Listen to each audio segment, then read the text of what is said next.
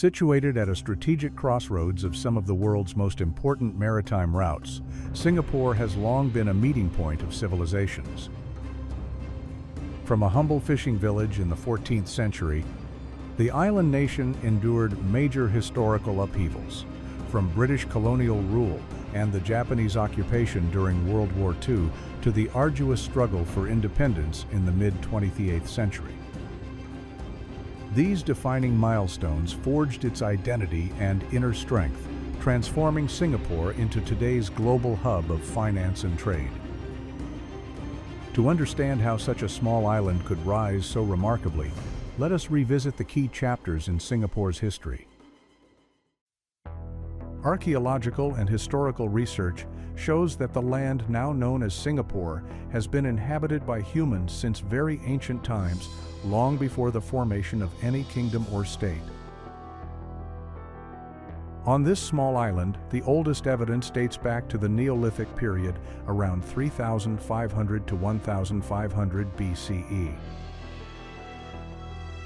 Excavations at Fort Canning, the mouth of the Singapore River, and the area of present-day Vivosari have uncovered stone tools, pottery fragments, and traces of ancient hearths, proving that prehistoric groups once stopped here to hunt and fish.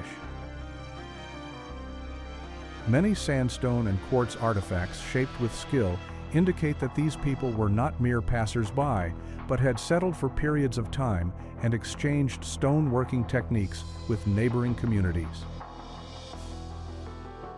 By the early centuries of the Common Era, when maritime trade routes from the Indian Ocean to the South China Sea expanded, the island became an important stop for sailors and merchants. The Greek geographer Claudius Ptolemy in the 2nd century mentioned a trading port named Sabana, located at the southern tip of the Malay Peninsula, which many scholars believe was the early Singapore. In the 3rd century, Chinese records in the text Wu Shi Wai Guo Zhuan described a place called Pu Luo Chung, a transcription of the Malay name Pulau Ujong, meaning the island at the end of the peninsula. These accounts show that the area was already known as a trading post and a resting point along sea routes connecting India, China, and the Indonesian archipelago. Archaeologists have also found many imported artifacts such as Han Dynasty, Chinese ceramics, glass beads from India, and seashell ornaments from the South China Sea, which demonstrate that prehistoric Singapore was part of a wide trading network across Southeast Asia. These discoveries reveal that it once served as a natural harbor on the ancient maritime spice route, where merchant ships could take on fresh water, exchange goods, and wait for favorable monsoon winds. Alongside these foreign merchants, local Austronesian Malay communities regularly visited, bringing their languages, customs, and early religious practices. Geographically, Singapore offered natural advantages with its location at the meeting point of the Indian and Pacific Oceans, natural harbors, and plentiful fresh water.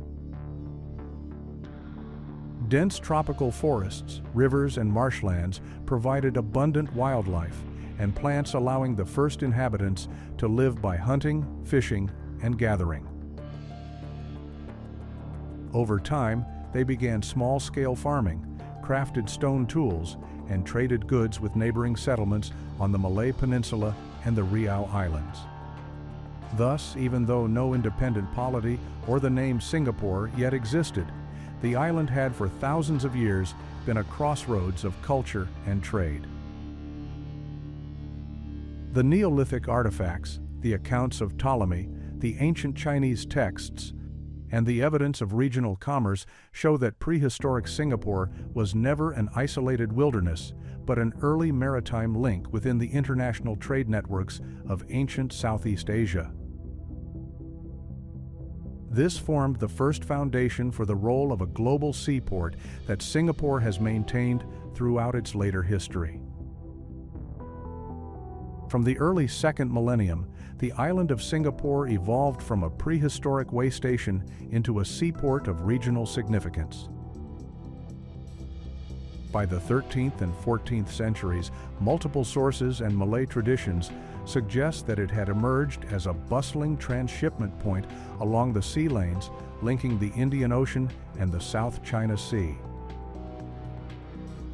The best-known legend recounts that around 1299, the Sumatran prince Sang Nila Utama of the Srivijayan line landed on the shore during a voyage. Seeing a strange animal he took to be a lion, he named the place Singapura, from Sanskrit for Lion City. Although historians debate the historicity of the tale, it has long been etched into popular memory and gives the island its modern name. In the same period, the place appears in records as Temasek or Tumasik, meaning sea town, a designation for the Singapore harbor. Temasek is generally regarded as an overseas outpost of the Srivijaya thalassocracy centered in Sumatra.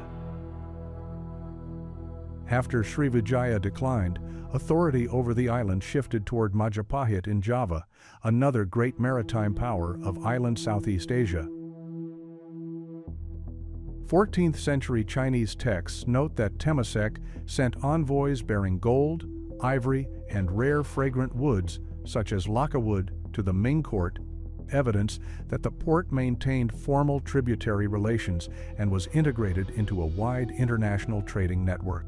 At this time, Temasek functioned as an entrepot, mediating goods between the East Indies, China, and the Malay world. Exports included local products such as brilliant bird plumage, prized timbers, rhinoceros horn, and hornbill casks, while imports ranged from fine Chinese ceramics to Indian jewelry and crafts from Borneo and Java.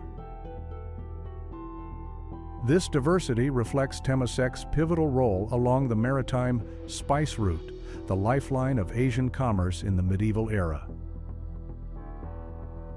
A key archaeological witness is the Singapore stone inscription discovered at Fort Canning. Carved in Sanskrit or an Old Indic script and dated roughly to the 10th to 13th centuries, it attests to the deep reach of Hindu and Buddhist influences from Java and the Indian subcontinent. The find demonstrates that the island was a cultural crossroads where Hindu-Buddhist worship intermingled with the indigenous Malay cult of the sea deity Peanang. By the late 14th century, Temasek began to wane. Scholars attribute this to military conflicts and to the rise of Malacca on the Malay Peninsula. Founded in the early 15th century, Malacca rapidly dominated regional trade and eclipsed Temasek's centrality. Even so, modern excavations and contemporary accounts indicate that Singapore remained an active port in the 15th and 16th centuries. In 1552, the Jesuit missionary Francis Xavier called at the harbor to preach, a sign that international shipping still frequented the island despite Malacca's ascendancy. Socially and culturally, a multicultural milieu had already taken shape by the medieval period, comprising indigenous Malays and merchant communities from Indonesia, India, and China. The Malays maintained traditional practices, such as the worship of the sea deity Peanang, while traders from Java and India brought Hinduism and Buddhism. These exchanges laid the groundwork for the multicultural identity that would later define Singapore. In sum, ancient and medieval Singapore witnessed a flourishing of maritime commerce and strong influences from the great island Southeast Asian thalassocracies, creating a richly diverse economic and cultural foundation. Though Temasek declined with Malacca's rise, its legacy helped shape Singapore as a global maritime gateway, a role the island would continue to develop in the centuries that followed. At the start of the 19th century, the rise of global maritime routes transformed Singapore from a sparsely inhabited island into a key point in the British imperial strategy. In 1819, Sir Thomas Stamford Raffles, a senior official of the British East India Company, recognized the site's extraordinary potential. At that time, Singapore was little more than a Malay fishing village with a handful of Chinese traders. But Raffles saw its unique advantage. The island sits at the throat of the sea route, linking the Indian Ocean with the South China Sea, guarding the Strait of Malacca and the shipping lanes to China and the Indonesian archipelago. On the 6th of February 1819, he signed the Singapore Treaty with Temenggong Hussein and representatives of the Sultan of Johor, allowing the company to establish a trading post and to create a free port with no import duties. This status immediately attracted merchants from China, India, and Europe, and the population soared from about 1,000 in 1819 to more than 80,000 by the 1860s. In 1824, the Anglo-Dutch Treaty formally divided spheres of influence in Southeast Asia, granting Britain full control of Singapore and the Malay Peninsula. 2 years later, Britain merged Singapore with Penang and Malacca to form the Straits Settlements, administered by the East India Company, and in 1832 moved the federal capital from Penang to Singapore, confirming the island's central role. After the company was dissolved in 1858, the settlements were placed under British India, and in 1867 were upgraded to a crown colony, reporting directly to London. The colonial government poured major investments into infrastructure to turn Singapore into the jewel of the East Indies. Docks were continuously expanded. The Tanjong Pagar area became a modern anchorage with floating docks, long wharves, and extensive warehouses.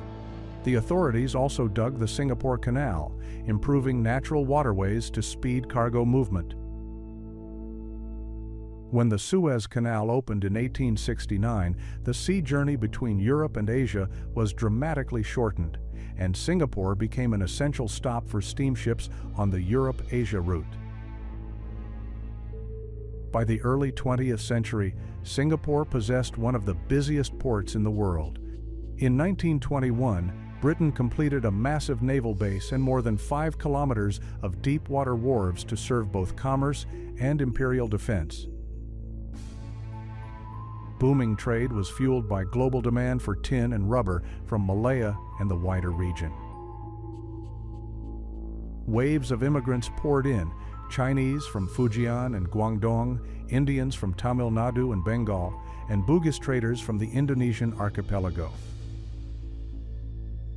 The Chinese community soon became the largest group, founding clan associations, trade guilds, and temples such as Thian Hock Keng and the Buddha Tooth Relic Temple.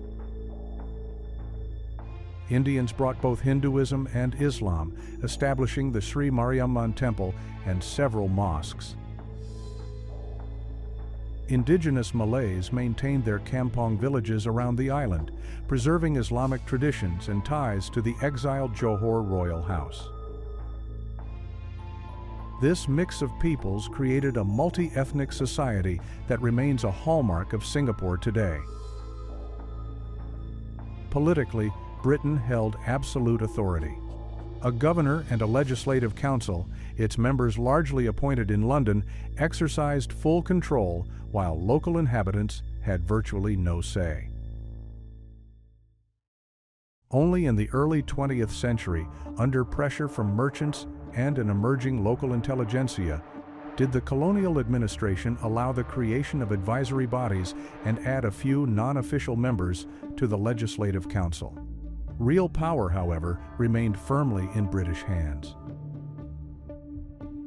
Overall, the British colonial era transformed Singapore from a fishing village into a global maritime and naval hub.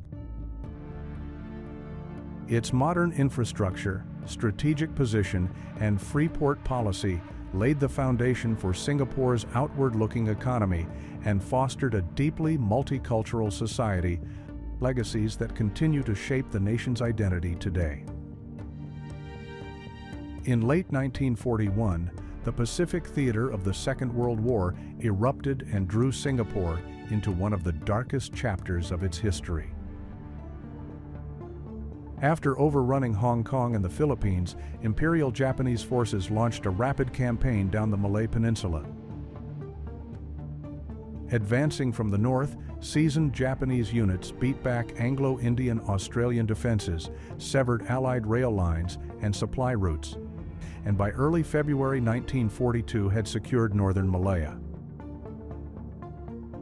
They then crossed the Johor Strait and poured into Singapore. Although Singapore had been touted as the impregnable fortress of the British Empire, weak and ill-matched defenses, together with a shortage of aircraft and warships, left the garrison badly exposed. After roughly a week of fierce fighting, more than 100,000 Allied troops found themselves encircled. On the 15th of February 1942, Lieutenant General Arthur Percival signed an unconditional surrender, marking Britain's worst military defeat in Asia. The fall of Singapore shattered the aura of British invincibility and emboldened anti-colonial movements across Southeast Asia.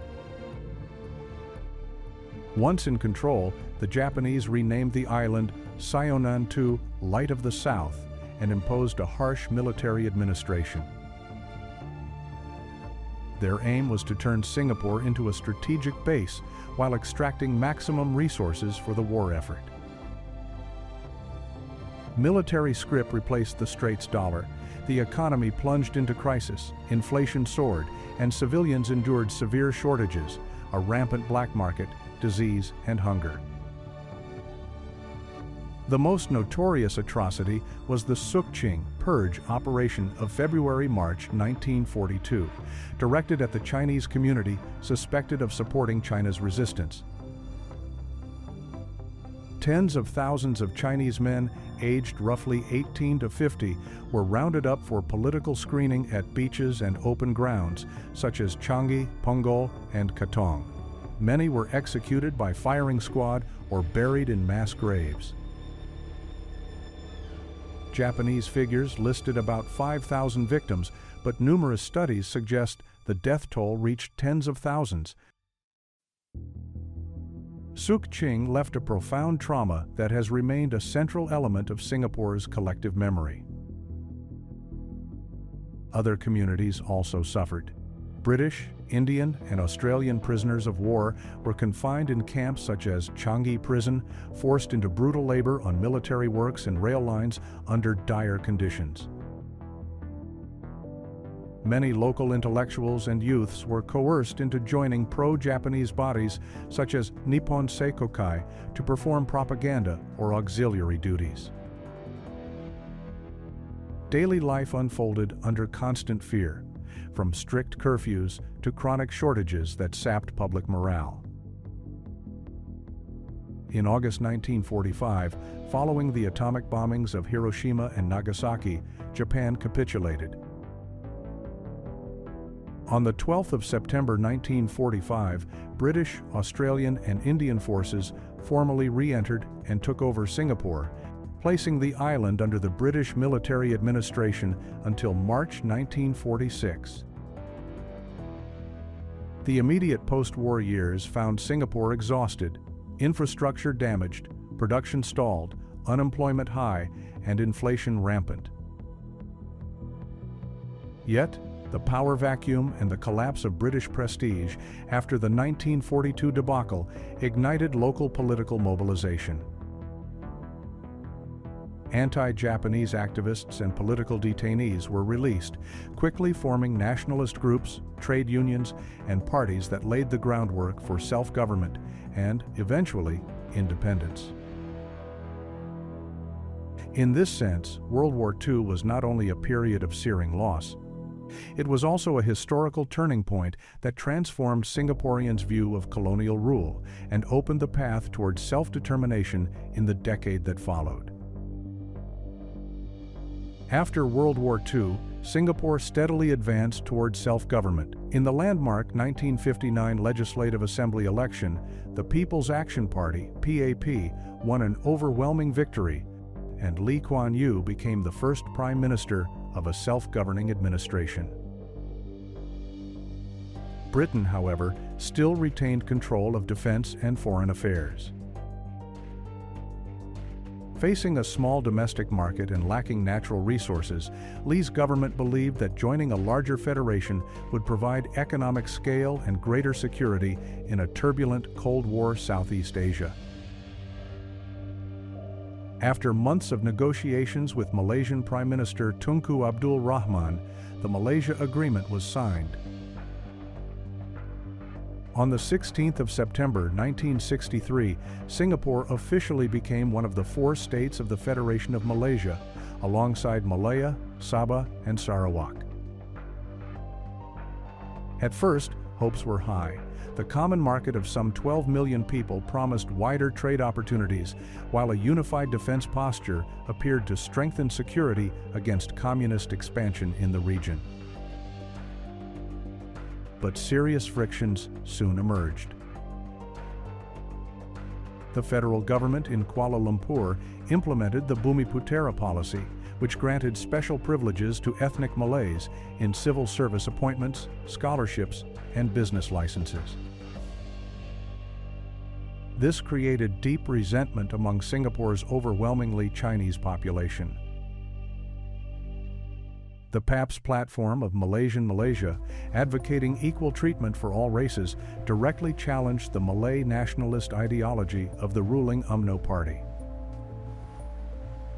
Tensions erupted into communal violence. On the 21st of July 1964, during a parade celebrating the Prophet Muhammad's birthday at the Padang, today's National Square, a minor scuffle between Malay and Chinese groups escalated into several days of rioting.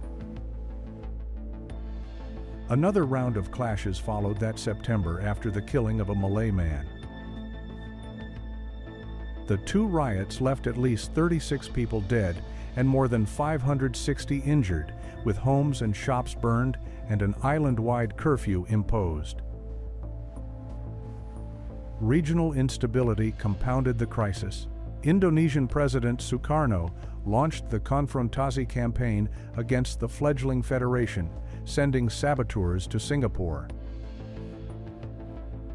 The most notorious incident occurred in March 1965, when a bomb exploded at the McDonald House in downtown Singapore, killing 3 people and wounding dozens. Fear of war and economic disruption gripped the population. Relations between Singapore and the federal government deteriorated irreparably. Kuala Lumpur accused the PAP of stirring racial discord by campaigning in Malaya, while Singapore charged the federal authorities with interference and discrimination. After protracted but fruitless talks, Prime Minister Tunku Abdul Rahman concluded that expelling Singapore was the only way to prevent civil war. On the 7th of August 1965, leaders of both sides signed the separation agreement in Kuala Lumpur. 2 days later, on the 9th of August 1965, Singapore's parliament met in an emergency session and unanimously proclaimed full independence, ending just 23 months of federation. That same day, a visibly emotional Lee Kuan Yew appeared on national television, calling it the moment of anguish, but acknowledging that separation was unavoidable. The new Republic of Singapore immediately sought international recognition, joining the United Nations in September 1965 and the Commonwealth of Nations in 1966. Yet the young state faced daunting challenges: high unemployment, scant natural resources, water and food insecurity, and uneasy relations with its Malaysian neighbor. Still, this turbulent separation forged the foundations of a resilient, outward-looking nation. During this era, the iconic merlion, a creature with the head of a lion and the body of a fish, was designed in 1964 by artist Lim Nang Seng and first erected at the city's old fishery harbor. Its fishtail recalls Singapore's origins as the fishing village of Temasek, while the lion's head honors the Sanskrit name Singapura, Lion City. The merlion endures as a powerful emblem of Singapore's independence, perseverance, and ambition for prosperity born out of the trials of separation. After declaring independence on the 9th of August 1965, Singapore faced a daunting list of challenges. The territory covered barely 720 square kilometers, the population was under 2 million, and there were virtually no natural resources, fresh water, and most food had to be imported. Ethnic tensions between the Chinese, Malay, and Indian communities, which had already erupted into riots in the early 1960s, threatened the stability of the fledgling nation. In this setting, Prime Minister Lee Kuan Yew and the People's Action Party, PAP, crafted a comprehensive development strategy that combined strict discipline with ambitious social programs. The new government enacted the Maintenance of Religious Harmony and Ethnic Relations laws, enforcing tough measures against the incitement of racial hatred. At the same time, it placed top priority on a massive public housing program to improve living conditions and ease social tensions. The Housing and Development Board, HDB, was given even greater powers. In the first 2 years after independence, it completed more than 21,000 flats, far surpassing the total housing built by its predecessor over 3 decades. By 1980, around 334,000 HDB apartments had been completed, placing about 2/3 of Singapore's population in modern, safe homes and laying the groundwork for a stable, sanitary society. Economically, the government chose a path of export-oriented industrialization and aggressive foreign investment. The British-era free port policy was maintained and expanded, transforming Singapore into one of the busiest container ports in the world. New industrial estates such as Jurong were planned to attract multinational corporations in electronics, chemicals, and shipbuilding. Education and technical training became a national priority, with new polytechnics and technical universities supplying a skilled workforce. In foreign affairs, Singapore asserted its role by co-founding ASEAN in 1967 with Indonesia, Malaysia, Thailand, and the Philippines, creating a framework for regional stability and economic cooperation during the Cold War. Domestically, the PAP dominated politics. Parliamentary elections in the 1970s and 1980s often saw the party win all or nearly all seats. The civil service was organized on principles of meritocracy. Corruption was met with zero tolerance, and governance was guided by Asian values, emphasizing communal order, discipline, and family cohesion. Thanks to this clear strategy and strict governance, Singapore achieved one of the fastest economic growth rates in the world. From developing country levels of income, it rose to match industrialized nations by the late 1980s. The Port of Singapore, Changi Airport, and a burgeoning financial sector turned the island into a leading Asian hub for trade and services. From a dot on the map, Singapore had become a model of development for many newly independent nations. In the 1990s, Singapore entered a new phase of stable political succession. Lee Kuan Yew stepped down as Prime Minister in 1990, handing power to Goh Chok Tong, followed by Lee Hsien Loong in 2004. Despite changes at the top, the nation stayed on its course as a small global power with an open economy and exceptionally effective governance. The government maintained rigorous anti-corruption policies, invested heavily in education, scientific research, and public health, and sustained one of the world's highest standards of living and life expectancy. The country adapted quickly to globalization and the knowledge economy. From the late 1990s onward, it expanded high-value industries such as information technology, finance and banking, biotechnology, logistics, and aviation. Changi Airport consistently ranked among the world's best, and the port remained one of the busiest anywhere.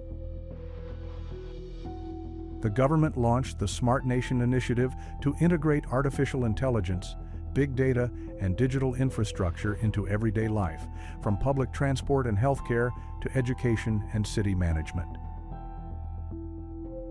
Politically and socially, Singapore retained a parliamentary republic led predominantly by the PAP, while gradually broadening civil space and encouraging cultural creativity. The state continued to protect multilingual, multi-faith harmony, nurturing a society where Chinese, Malay, Indian, and newer immigrant communities live side by side. Extensive green spaces, the long-running Garden City project, and sustainable urban planning have made Singapore a model eco-city, frequently topping global quality of life rankings. Today, with one of the highest per capita GDP levels in Asia, a world-class financial system, and an active role in ASEAN and global institutions, Singapore stands as a leading hub of commerce, finance, and technology. Its journey from the ancient trading post of Temasek through British colonial rule, wartime occupation, and the brief Malaysian Federation to an independent, high-tech nation demonstrates how strategic vision and national discipline can transform a small island into a true global powerhouse.